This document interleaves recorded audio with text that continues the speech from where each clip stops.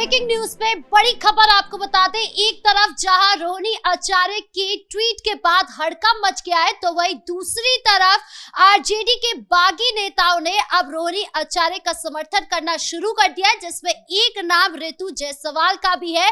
साथ ही आपको बता दें कि संजय यादव को बाहर का रास्ता दिखाने की भी मांग उठने लगी है। तो क्या है ये पूरा मामला, बताएंगे आपको। मेरे साथ मौजूद है मेरे सहयोगी हर्षी। सर, क्या चल रहा है रोहिणी आचार्य को लेकर, जिसके बाद अब ये भी पता चल रहा है कि समर्थन भी शुरू हो गया है? इस पर बातचीत करने से पहले एक बड़ी खबर अपने दर्शकों को बताएंगे कि तेज प्रताप यादव का इसी पर एक बड़ा बयान सामने आया है और चप्पल वाले पर उन्होंने बयान दिया है कि जो रोहिणी ने कहा है कि चप्पल भी मारी गई, उस पर तेज प्रताप ने कहा है कि मेरा अब दिल खौलने लगा है आग की तरह और कुछ बड़ा होने वाला है। तेज प्रताप यादव की तरफ से ये कहा गया है। इस वक्त की बड़ी खबर बता रहे हैं। हालांकि अब उस खबर पे आते हैं जो रोहिणी के बारे में आपने बताई है कि कैसे बागियों ने भी, जो तेजस्वी के बागी हैं, उन्होंने भी रोहिणी का समर्थन कर दिया है। 13 ऐसे बागी नेता हैं जो रोहिणी के समर्थन में नजर आ रहे हैं और रितु जायसवाल उसमें सबसे ऊपर नजर आ रही हैं।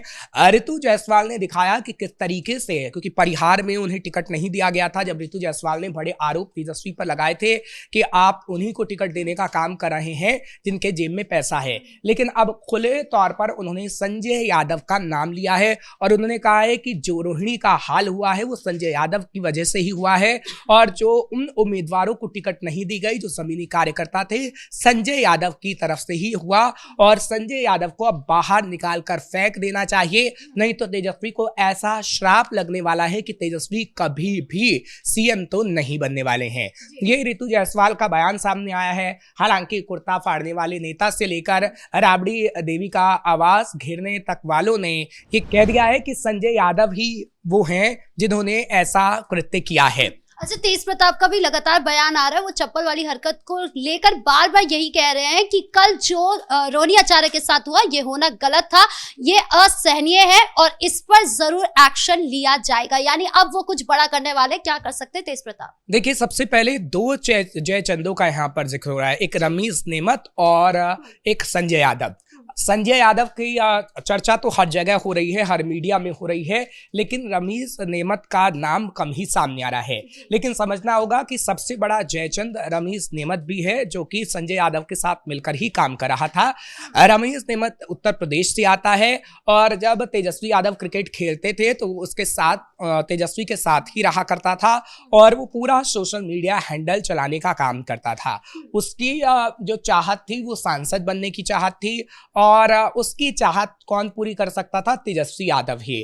और तेजस्वी यादव को जो राह दी गई वो एकदम गलत तरीके से दी गई रमीज नेमत की तरफ से और संजय यादव की तरफ से, क्योंकि संजय यादव की चाहत भी सांसद बनने की रही और वो पार्टी पर अपनी पकड़ को मजबूत करना चाहते थे, जो पिछले दिनों से हमें दिख भी रहा है। आपने देखा है कि हर एक निर्णय में संजय यादव की सीधी भूमिका होती है। रमीज नेमत का नाम अब सामने आया है और रमीज नेमत की भी पूरी भूमिका रही है।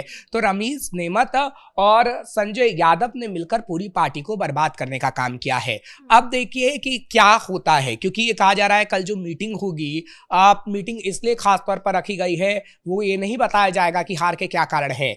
अंदर खाने ये खबर है कि तमाम वो नेता नाराज हैं जो तेजस्वी से जुड़े हुए हैं कि आखिर आपने क्यों संजय यादव की सुनी है, आखिर आपने क्यों रमीज नेमत की सुनी है, और उन पर बड़ी कार्रवाई करने की मांग की जा रही है।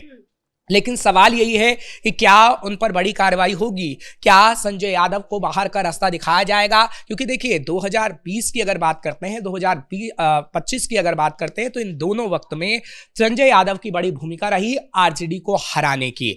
और इस वक्त संजय यादव ने जो कैंपेनिंग की तेजस्वी यादव के लिए, वही कहीं ना कहीं, और रमीज ने जो कैंपेनिंग की, क्योंकि देखिए सोशल मीडिया पर जो कैंपेनिंग कर रहा था वो रमीज नेमत कर रहा था और जो अंदर खाने सारे फैसले ले रहा था वो संजय यादव थे। और अब इन दोनों पर बड़ी कार्रवाई इसलिए करने जाने की मांग की जा रही है क्योंकि आरजेडी को डुबोने का काम इन्होंने कर दिया। 2020 में आपने देखा 75 सीटें मिली थी, अब 25 सीटों पर सिमट गई है आरजेडी। तो कहीं ना कहीं वो नेता जो लालू प्रसाद यादव के साथ जुड़े थे और जिन्होंने तेजस्वी का साथ दिया था, वो तो संजय यादव को हटाने की मांग करेंगे ही करेंगे। अभी बागियों की बात सामने आई है कि बागी संजय यादव को निकालने की मांग कर रहे हैं और ये कह रहे हैं कि आप पार्टी से बिल्कुल अलग कर दीजिए। और ये भी हो सकता है कि आगे आने वाले समय में यानी शाम तक राबड़ी आवास का घेराव भी हो संजय यादव के लिए, क्योंकि रोहिणी आचार्य तो चली गई हैं सिंगापुर। लेकिन जो लालू प्रसाद यादव के करीबी हैं, जो तेजस्वी के करीबी नहीं है, वो खास तौर पर अब संजय यादव का विद्रोह करेंगे और आवास का घेराव भी हो सकता है। क्योंकि देखिए, जो ये विद्रोह हुआ है अभी ये सिर्फ एक चिंगारी भर है, अभी आग लगनी बाकी है और ये आग धीरे धीरे और बढ़ती जाएगी और आप देखेंगे कि लालू का विरासत और लालू का परिवार मीडिया में सुर्खियां बना रहेगा। लेकिन तेजस्वी यादव को लेकर एक सवाल उठता है कि जो तेजस्वी यादव अपने भाई बहन से दूर हो गए सिर्फ संजय यादव के लिए, क्या वो पार्टी से बाहर करने वाले हैं उनको? देखिए, सबसे बड़ी भूमिका होती है पार्टी की। पार्टी रहेगी तभी आप राजनीति कर पाएंगे, पार्टी रहेगी तभी आप कभी सीएम का सपना देख पाएंगे। तो आपने तो पार्टी को ही डुबोने का काम कर दिया, आपके करीबी ने पार्टी को डुबोने का काम कर दिया। वो हरियाणा से आते हैं और हरियाणा की समझ रखते हैं, लेकिन आपने बिहार में उनको वो तवज्जो दे दी जो आपकी कुर्सी होनी चाहिए थी, वो उस कुर्सी को देने का काम आपने कर दिया, जो कि हमें तस्वीरों में भी दिखा। जब यात्रा हो रही थी, अधिकार यात्रा हम देख रहे थे बिहार में हो रही थी तेजस्वी की, तो कहीं ना कहीं सवाल तो उठेगा ही। लेकिन हाँ, ये जरूर कहना होगा कि अगर संजय यादव को लेकर कोई एक्शन नहीं किया गया, संजय यादव को लेकर चाहे उदाहरण के तौर पर या फिर दिखावे के तौर पर ही अगर तेजस्वी ने कोई कार्रवाई नहीं की या रमीज देमत को लेकर, तो आप देखिएगा आगे आने वाले समय में बड़ा विद्रोह होगा और इस विद्रोह की तस्वीर वाकई सामने आने वाली है। क्योंकि देखिए, समर्थक बार बार ये कह रहे हैं कि पार्टी को आपको मजबूत रखना होगा, जैसे कभी लालू प्रसाद यादव की तरफ से रखा गया था। लेकिन अगर पार्टी डूब जाएगी तो कार्यकर्ताओं का मनोबल भी डूब जाएगा और ना कार्यकर्ता कभी उसके लिए प्रचार कर पाएगा, यानी अपनी पार्टी के लिए, और ना कार्यकर्ताओं का मनोबल कभी ऊंचा हो पाएगा। तेज प्रताप यादव की लगातार प्रतिक्रिया सामने आ रही है। वो कह रहे हैं कि जो भी रोहिणी आचार्य के साथ हुआ है उसको लेकर जयचंदो को माफ नहीं किया जाएगा। जनता उनसे सबक उनको सिखा कर रहेगी, मतलब जनता उनको सारा सबक सिखाएगी जिस तरीके से उन्होंने रोहिणी आचार्य के साथ बिहेव किया है। देखिए, तेज प्रताप यादव आग बबूला तो हैं, लेकिन आगे आने वाले समय में तेज प्रताप यादव और क्या करेंगे, क्योंकि तेज प्रताप यादव ने तेजस्वी को फेलस्वी तक कहने का काम किया था, जब हमने अभी नतीजे देखे हैं। लेकिन तेज प्रताप यादव की तरफ से ये किया जा सकता है कि विरासत को लेकर जंग तो होगी, लेकिन तेज प्रताप यादव भी तेजस्वी पर आग बबूला होते हुए नजर आएंगे। आपने देखा है कि सबसे पहली बार, अभी तो खुले तौर पर रोहिणी आचार्य की तरफ से नाम लिया गया है संजय यादव का, लेकिन सबसे पहले जिस जयचंद की बात की गई थी वो तेज प्रताप यादव की तरफ से ही की गई थी और बाकायदा उन्होंने कहा था कि मैं प्रेस कॉन्फ्रेंस करके बताऊंगा कि आखिर वो जयचंद कौन है। लेकिन आरजेडी के दबाव ने या लालू प्रसाद यादव के दबाव में वो प्रेस कॉन्फ्रेंस नहीं कर पाए थे। लेकिन जब वो बात क्लियर हुई, जब एयरपोर्ट पे हमने देखा कि तेजस्वी यादव के साथ एयरप्लेन में संजय यादव भी नजर आ रहे थे और एक यूट्यूबर जो उनका इंटरव्यू ले रहा था, जब उनसे पूछा गया कि देखिए तेजस्वी जा रहे हैं, तो बोला गया कि उसमें जयचंदवा भी बैठा है, तब ये क्लियर हो गया कि वो संजय यादव का नाम ही ले रहे हैं। तो अभी देखिएगा, अभी विद्रोह और बढ़ेगा, मीसा भारती भी सामने आ सकती हैं। हालांकि थोड़ा सा वक्त लगेगा, लेकिन पार्टी में और फूट होती हुई नजर आएगी।